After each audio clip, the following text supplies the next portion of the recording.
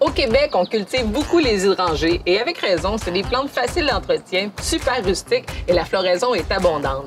Mais l'hydrangée le plus populaire, qui s'appelle l'hydrangée Annabelle, produit des belles grosses fleurs blanches. Les gens qui le cultivent à la maison, vous allez savoir c'est quoi son plus gros désavantage. C'est que les fleurs deviennent tellement grosses qu'elles tombent d'un côté et de l'autre et c'est un petit peu moins intéressant. Aujourd'hui, je vous présente 4 variétés d'hydrangées arborescentes qui peuvent avantageusement remplacer la fameuse hydrangée Annabelle. Et à la fin de la chronique, je réponds à la question sur les hydrangées. Est-ce qu'on dit un ou une hydrangée? Hydrangée arborescens Invincible Limetta. Limetta, bien sûr, pour les fleurs limes. C'est vraiment une version améliorée de l'hydrangée Annabelle. Et selon moi, les 3 raisons pourquoi vous devriez l'avoir dans vos plates-bandes, c'est que, premièrement, la floraison est quasi garantie. C'est vraiment une plante pour les nuls. Elle va fleurir année après année. Deuxièmement, les tiges sont robustes. Elles sont capables de supporter le poids des fleurs, alors celles-ci ne tomberont pas. Finalement, la couleur de la fleur, le vert lime est vraiment très recherché dans les aménagements modernes, alors à considérer.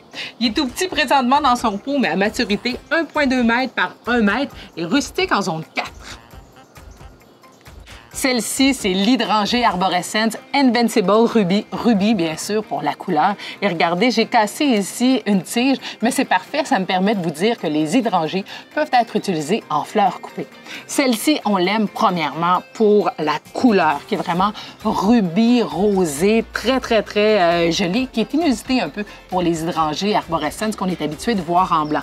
Deuxièmement, floraison en continu. Et regardez ce que je veux dire par floraison en continu. Ici, on a les fleurs qui sont plus âgées et juste à côté, il y a une nouvelle fleur qui est en train de pousser, ce qui fait que le plant est toujours en fleurs. Et finalement, plant très rustique, rustique en zone 3. Et à maturité, la plante va faire environ 90 cm par 90 cm. Hydrangée arborescens Wee White, c'est vraiment la version petite de l'hydrangée Annabelle, à maturité 75 cm par 75 cm. Ce qui est étonnant de cette variété-ci, c'est qu'elle va commencer en blanc, se transformer en crème et regardez, à la fin, ça prend des petites teintes de rosé. 3 raisons pour l'avoir dans ces plates-bandes. Floraison continue. Alors, ça va se régénérer de juin jusqu'au gel. Des tiges robustes et vraiment, là, après une pluie forte, même encore, les tiges vont supporter les fleurs. Et finalement, la taille. C'est vraiment un des seuls hydrangées à avoir un port aussi compact, aussi petit. Ma préférée, Hydrangée arborescens Incredible Blush. Pourquoi? Parce que la floraison est vraiment grosse. Présentement, sont petites, le plant est jeune, mais plus il va prendre de l'âge, plus les fleurs vont être grosses, d'une belle couleur. 3 raisons pour l'avoir dans vos plates-bandes. Je viens de le dire, la grosseur de la fleur, c'est vraiment spectaculaire. Floraison en continu, elle aussi. Et finalement, elle est parfaite pour la fleur coupée.